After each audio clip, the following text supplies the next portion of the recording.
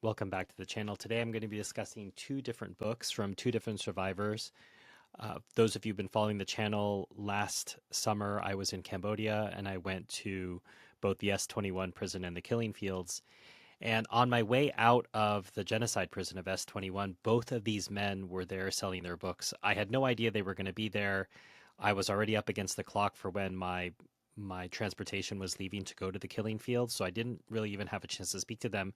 But I don't know what I would have said. I said at the live stream that I did at the time, I don't know what I would have said to these men other than thank you for being here. And I did. I gave them a traditional Khmer sign of respect in the way that I bowed to them. But today I'm going to be reading from both of their accounts. Chum Mey, he was. He managed to survive because he was a very good mechanic. He could fix things. He first got pulled out of the regular prisoner ranks to fix a typewriter, and he says in a way that typewriter saved his life. Bou Meng had a gift for artistry, and he was asked to do portraits of the leaders like Pol Pot, etc., and he did a pretty good job. So they both were able to survive in their own way, and they're two of only 7 survivors that have been able to link to, although both books allude to the fact that there were more survivors, but they haven't been able to be tracked or found out where they are. So these are two prominent survivors. They also provided testimony at the Crimes Against Humanity trial for Dutch, as well as some of the other leaders. So they're very prominent. You'll find lots of films, interviews, pictures of them. But these are very short text. I don't know how available they are. I didn't do too much searching, but if I do find them, obviously I'll link in the description to talk about them. I'll start with Chum Mey's text, and then I'll go to Bou Meng. And Chum Mey's text has a quick summary at the beginning to situate those of you who might not be familiar with what I was just talking about with the killing fields or the S-21 or the Khmer Rouge, what was happening in Cambodia in the late 1970s. On April the 17th, 1975, 2 weeks before the fall of Saigon in neighboring Vietnam, the radical communist Khmer Rouge defeated the American-backed army of Cambodian President Lon Nol and marched into Phnom Penh. The last months of the war had seen the Khmer Rouge cordon tighten and the Cambodian capital swelled with refugees and came under heavy artillery bombardment. At the end, almost all foreigners had fled, and the Khmer Rouge sealed the country and embarked on a brutal campaign of what might be called social cleansing in an attempt to rid the country of its urban and educated classes and create a pure, self-sufficient peasant society. Within hours of entering the city, the black-clad, often barefoot soldiers began forcing virtually all inhabitants into the countryside in a mass atrocity that cost uncounted lives. By the time the Khmer Rouge were driven from power by a Vietnamese invasion on January 7, 1979, at least 1.7 million people had died of starvation, forced labor, and untreated disease, as well as torture and execution. The remnants of the Khmer Rouge retreated into the jungles and carried on a guerrilla war that lasted almost 2 decades.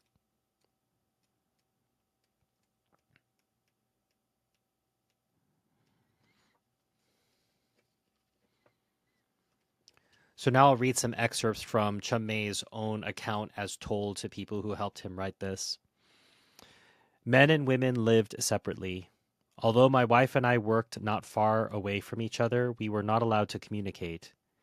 I saw her every day after 4:30 p.m. when we went to water the vegetables in the ministry's vegetable garden. We did not talk. Both of us had our own unit chief, and they were always observing. We looked at each other and gestured to each other quietly. Sometimes we did share 1 or 2 words with each other, but if our chiefs caught sight of us, they would send us to re-education. For talking to your spouse. I was arrested on October the 28th, 1978. My wife and family didn't know what happened to me, and I wondered why they arrested me. I've always wondered about that because I'd never done anything wrong. They tricked me by saying that they needed me to fix trucks near Vietnam. That morning I arranged my stuff, my equipment, my tools, my box, and when I brought it to the car, the Khmer Rouge cadre said, "Just keep it there, you won't need it." I didn't expect anything to happen. I was just trying to follow Angkar's orders because you can't deny Angkar. They did not take me to Vietnam. Instead, they took me to Tuol Sleng. That's the S-21 prison I was referring to.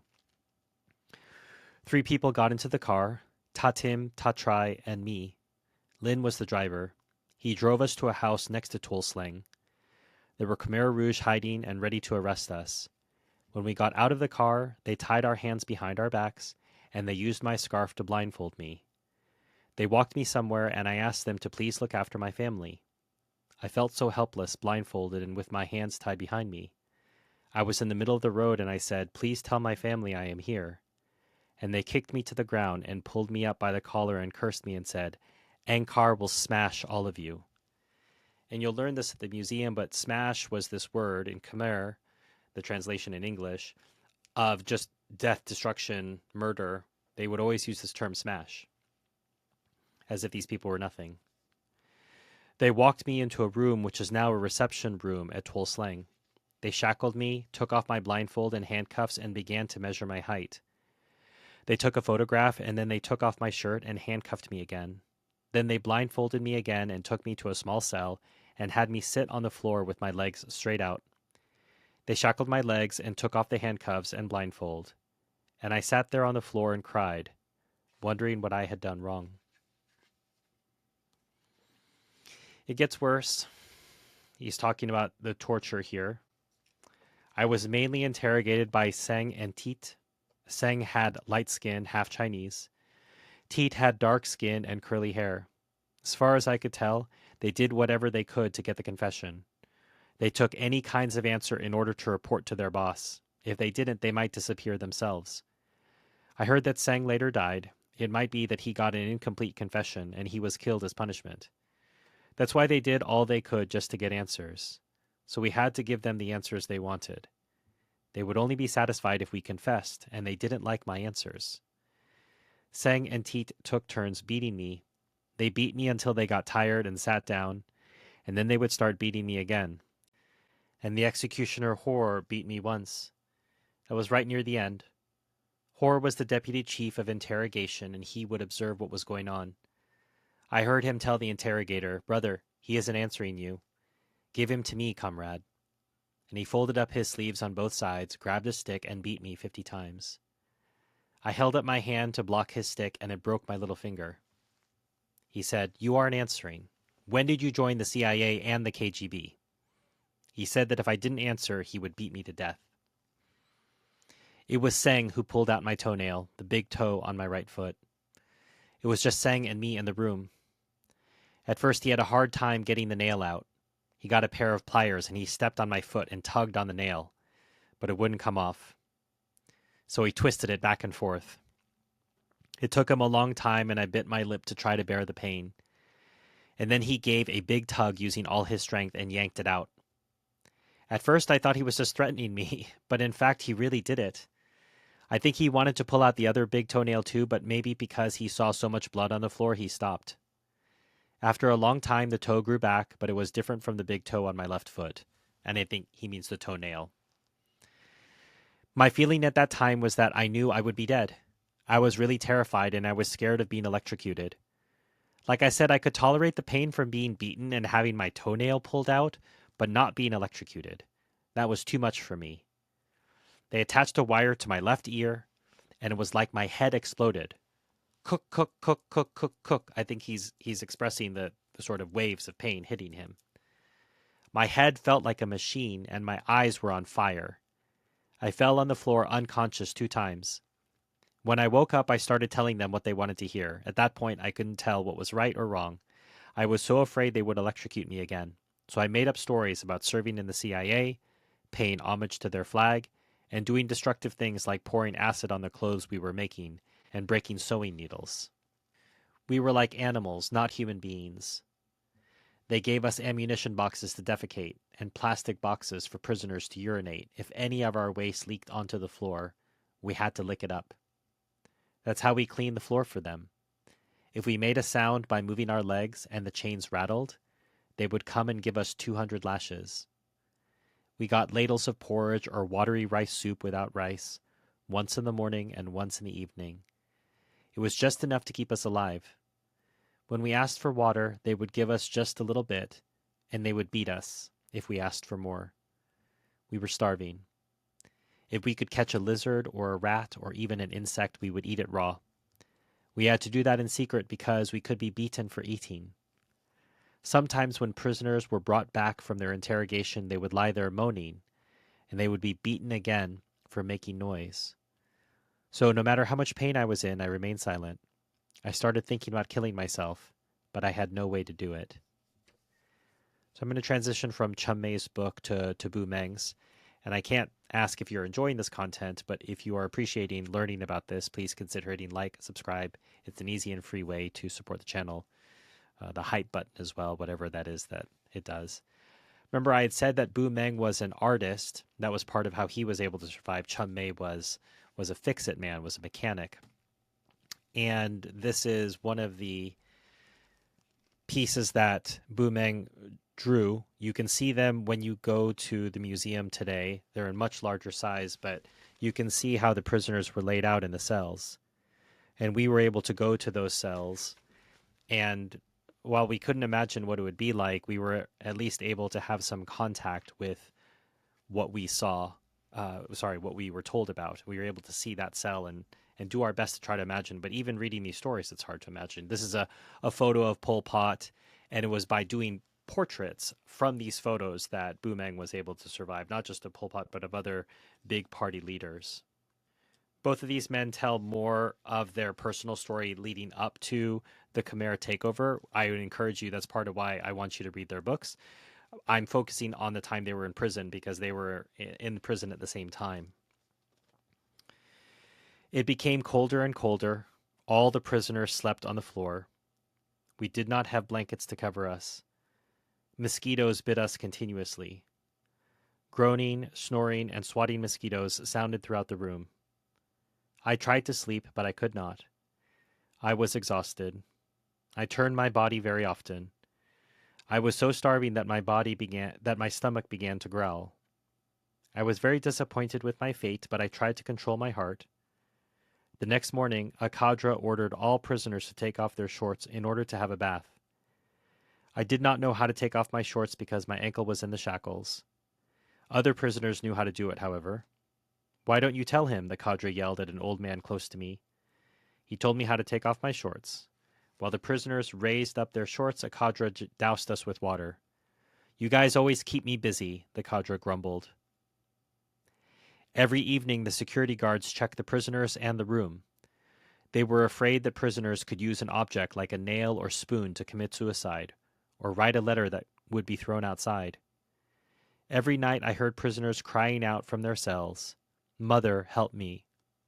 One evening I saw a 16-year-old guard walk in my room. He then approached an old man who was sleeping opposite me. He stamped on the chest of that old man again and again. I did not know why he did so or what was wrong with that old man. I heard that old man groaning as his mouth bled. No one was able to help anyone else. At 9 p.m. the man passed away. I was so anxious over that tragedy, and I thought about whom the next victim might be. A few prisoners were taken out every day and never returned. New prisoners replaced them. Prisoners seemed to be waiting for their turn. They dragged me to the photo room while I was still unconscious. After I came to, they poked the existing wounds on my back. Moreover, my body was covered with dirty red pebbles. I sat in the room. I felt despair and complete exhaustion. They continued asking me the same questions. It was about 9 p.m., but I still had no answers for them. With the electric light, I could see the faces of my interrogators very clearly and have remembered their faces ever since. I assumed they needed answers for their superior. It did not matter whether the answers were true or false. I did as they ordered, expecting that I could survive for another day. I started telling them my personal history about my wife and children, my parents and siblings, and my work for the revolution. Those answers were true, but I went on to give them a detailed description of my treasonous activities and contact with networks as they directed me. I fabricated all of that section. I could not bear the intense torture, so I said anything they wanted to hear, although I did not even know what the CIA was. I do not remember how many pages the fabricated confession consisted of. I told them, I became a member of the CIA when I stayed at the pagoda with the monks. I was asked by a pagoda boy to join the CIA when we both served the monks. In fact, even I did not understand my answers. They asked me about my CIA networks in the jungle. I gave the names of about 20 people whom I claimed had joined the CIA with me. Some of them were people I knew in the jungle, some of whom I assumed had already been arrested. They ordered me to print my name and sign and date each page. They took me back to the cell after they finished my confession. My feeling then was so complicated. I reflected on my mistakes alone in the cell. I questioned why, if Ankar needs clean and honest people, they did not accept my true answers. After they got my confession, I started to think about life and death. I didn't know what was going to happen to me. In the meantime, I was also very concerned about my wife and children. You can see in both of these accounts, Bou Meng and Chum Mey, they had done work faithfully. They had not actually worked for the CIA. And in fact, in the case of Bou Meng, he and his wife really bought into the idea of the revolution. And yet here they were betrayed for doing nothing. And that's so often what happens in these communist situations. People are telling us that true communism hasn't been tried. It's been tried multiple times, and the results are always the same, whether they're in Russia or in China or in other places. We see this sort of brutality, murder, senseless denunciation. It speaks for itself. The Khmer people have always been very tolerant and helpful. Moreover, Khmer people who have beautiful dark skin, thick lips, and big noses, and are around 160 centimeters tall, are known as friendly and ready-to-smile people. Aggressiveness, ruthlessness, and killing are not a part of the culture of the Cambodian people. The tragedies took place due to the crazy Khmer Rouge leadership during that decade. So just as Chum Mey had someone help him write his book, so did Bou Meng. And here the writer who helped Bou Meng put together his manuscript, has some comments here at the end. Justice is important for victims of the Khmer Rouge. Only when justice prevails can they put their suffering behind them and move on. But justice is difficult to define because it has different meanings to different people. Like other survivors, Bou Meng struggled in the years after he was tortured. When asked, he first admits that nothing can compensate for the lives of his family, except for the perpetrators to suffer and die, as his wife and his children did. He says that prosecuting the handful of senior Khmer Rouge leaders is not enough. He initially wanted to see the court summon former lower Khmer Rouge cadres to stand trial with their leaders. These cadres include village chiefs, district chiefs, security guards, and even group chiefs. He believed trials would deter others from killing people. Without orders, there will be no killing. But without following orders, that will be fewer victims, he said. Like Bou Meng, some victims say that they want to see the former Khmer Rouge leaders pay for their crimes with their lives. Other Cambodians take a more strictly Buddhist line and advocate forgiveness. If a dog bites you, you don't bite back. Another survivor from S21, Chum Mey, said, "If we took revenge against the Khmer Rouge, there wouldn't be any Cambodians left on the planet." Notably, despite expressing his forgiveness, Chum Mey also wants justice for himself and his family who were shot to death in front of him during the Khmer Rouge regime. Recently, Bou Meng changed his mind. He now wants lower Khmer Rouge cadres to come forward and confess their actions publicly. Why did he change his desire for justice? He explains that it is because he has learned about the personal lives of the low-ranking perpetrators and about the process of justice. But he still wants the Khmer Rouge leaders put on trial to face the consequences of their deeds. So as I said at the beginning, if I bought these in Cambodia, if they're available in America, I will put links in the description. That's one of the ways that you can support this channel, buying the books that we review. So if I find them, I'll put them in the description below. Free way that you can support the channel, I've already told you. Hit like, subscribe, hype, share this with people who might be interested in learning more about this horrible time in Cambodian history. If you'd like to thank me for this presentation, there's links to PayPal and Buy Me a Coffee. If you'd like to get early access to videos like this one, as well as a once-a-month behind the scenes, what I'm working on, what I'm thinking about, there's Patreon and YouTube membership below. If you'd like to nominate a book for the future, my Amazon wish list is linked. You'll see some books on Palestine. That's for my Palestine bookshelf project. If you're interested, go check that out. But obviously, books not on Palestine are for this channel. You can buy one, send it my way, and I might do my best to review it for the channel. Until next time, enjoy your reading.